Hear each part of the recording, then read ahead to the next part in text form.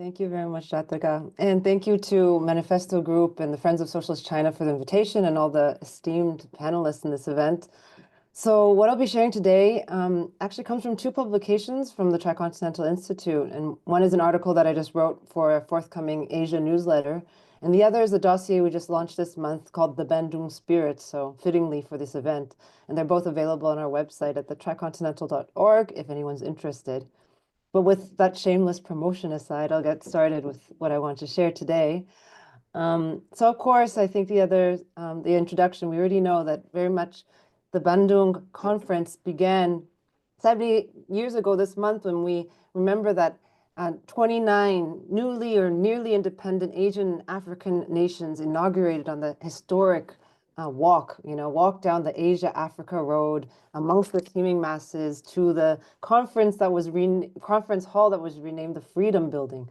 That's an image that is very strong that, reminded us of leaders declaring that the peoples of the Third World had risen after centuries of colonial domination. But it's important, as Ben noted, that there wasn't a consensus yet on the future of what these countries were marching towards. Participants range from U.S. military allies like Turkey and the Philippines to non-aligned states such as Indonesia, Egypt, and India, newly communist nations like North Vietnam and China, and others that were suspicious and even called out Soviet communism and I quote, another form of colonialism, like then Ceylon. So unity amid such diversity seemed quite elusive. And the Indonesian President Sukarno, in his opening address, declared, and I quote, colonialism is not dead. And he noted the different forms of economic, intellectual, and physical control by foreign powers. And he continued to say that it's the opposition to colonialism or this lifeline of imperialism is what brings unity amongst those people, gives unity amid such diversity. And he also said, and I think it's quite beautiful, is that he said, we have so much in common, and yet we know so little of each other. And I think the fact that they could convene such diverse countries to be able to find a common ground at any level is one of the testaments to the success. And of course, Rathak also mentioned, the role of the PRC represented by Zhou Enlai in that meeting, which was the first international conference that the PRC, as a newly, communist country, really was able to show itself on the international stage. And he played a crucial role, and he helped promote the principle of seeking common ground while reserving differences. And so the fact that the conference came out with a unanimous adoption of the 10-point declaration, emphasizing, sovereign equality, non-aggression, non-interference, equality and mutual benefit, and peaceful coexistence, that remains a cornerstone of what we see in global South diplomacy. But of course, this Bandung spirit, which we're talking about, challenged and was seen as a threat to many of the Western powers because they were alarmed by this emerging solidarity, particularly, of course, in the United States. And they saw this conference as inherently anti-Western. In fact, the U.S. Secretary of State, John Foster Dulles, explicitly feared China's presence in his invitation because it would be seen as an opportunity to spread communism amongst the naive anti-colonial nations, is what he said. So we saw in the years and decades that followed, Western powers violently countered the Bandung's ideals through the covert operations and coups, including, of course, the CIA-backed coup against Sukarno a decade later. But despite these attacks, I think it's important, even 70 years later, we're talking about the Bandung spirit as something that still persists in the political imagination now in the renamed Global South. And, we've been talking in Tricontinental, describing this, new emerging world order, or maybe a new mood that is slowly emerging amongst the Global South countries, but still very much, inspired by these aspirations towards these Bandung, core ideas, of an international world system that is not necessarily dominated by the Western imperialist powers. And this new mood is backed by material changes that I think Ben really helped highlight with a lot of data and facts. We've seen in the past decades, the center of gravity of the world economy has shifted eastward. Of course, with China, but also other Asian countries becoming the engines of global South and global growth in general. And of course, with that, institutions like BRICS, with its continual expansion that, show this growing political and economic collaboration amongst countries of the South. Of course, initiatives led by China, like the Belt and Road Initiative, that invests in this connectivity and infrastructure outside of this Western-centric or Eurocentric system. And it calls for, things that we have heard since Bandung of economic cooperation, peaceful coexistence, and the creation of a new multilateral, multipolar world order. And of course, by 2024, we've seen this have economic and material changes. Today, nearly half of China's foreign trade was with other Belt and Road Initiative countries, and signaling a deliberate diversification away from Western markets. But I think to say this is that this multipolar vision still faces significant resistance. And I think we've seen that notably under Trump 2.0, and the escalations of this, trade war through its aggressive trade policies. Of course, we all know very well by now in February when he signed the executive order to introduce sweeping tariffs of 10% on all imports to the US. And then he imposed even heavier tariffs on both friends and foes. And in this strong arming fashion, he, announced that via social media, a very temporary reprieve for countries that have, he said, have not retaliated in any way, while of course doubling down on China, which is the ultimate target.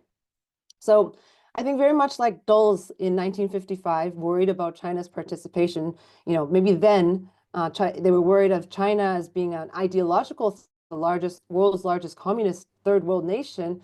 Today, the US fears China as an economic and existential threat. The tariff onslaught has injected actually instability into the global economy, as we've seen, further eroding the norms of multilateral trade, which ironically actually undermines the very international trading system that the US helped develop in its own favor. So I just want to say a little bit about China's response in the context of thinking about, the Bandung spirit as well. And we've seen actually China responding quite swiftly and robustly, not only from the point of view of actually reciprocal tariffs, but also complemented with a very strong diplomatic position, criticizing, US bullying tactics, while also defending the importance of national sovereignty. And we've seen this gain wide public support, pretty much a consensus across the Chinese people, but also not for China alone, really, but because China is a country of the global South.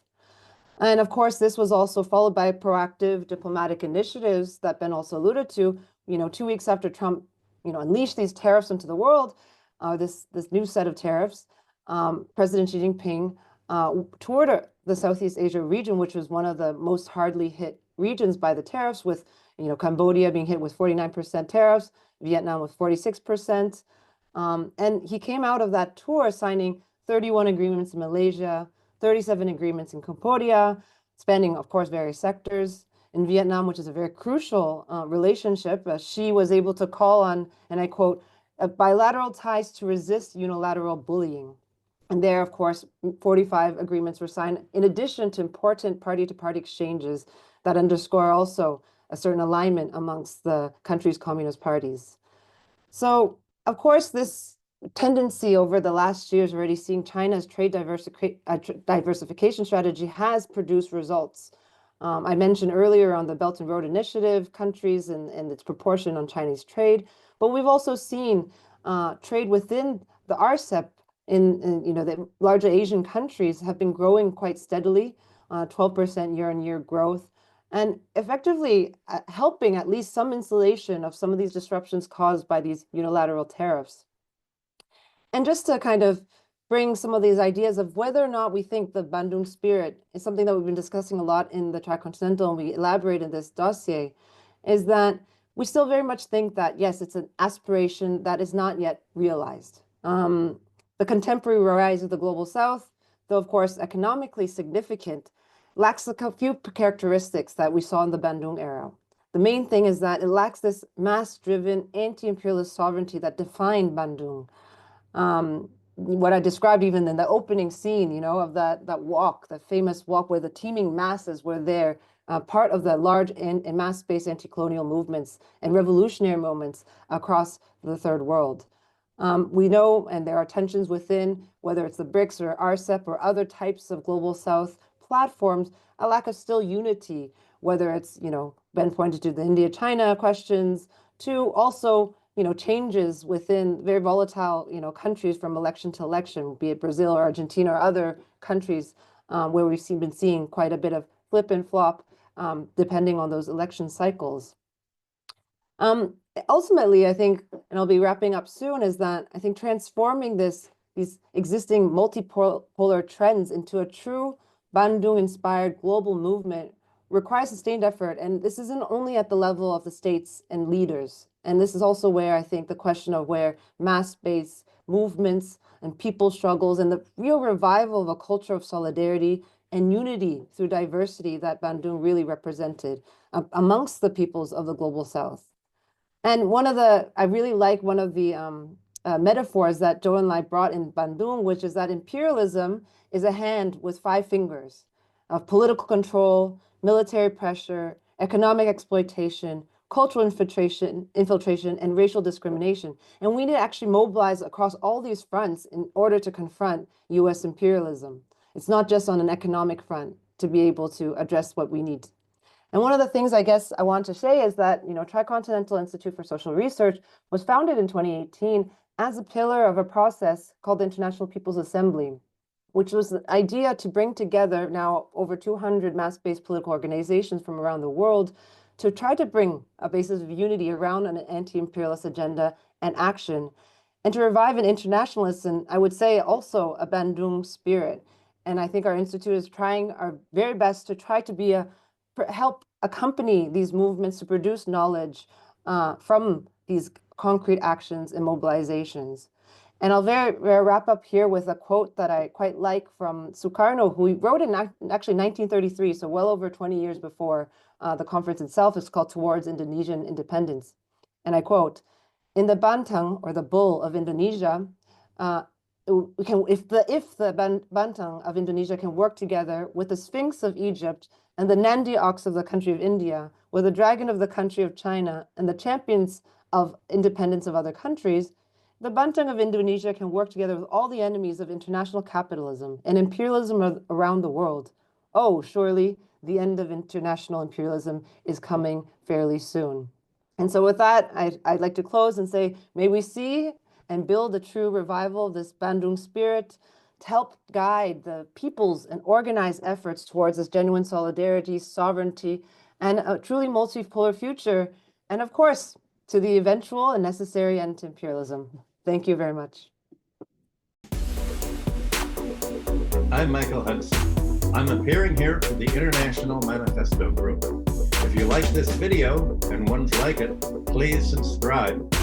For more information, go to the address on the screen.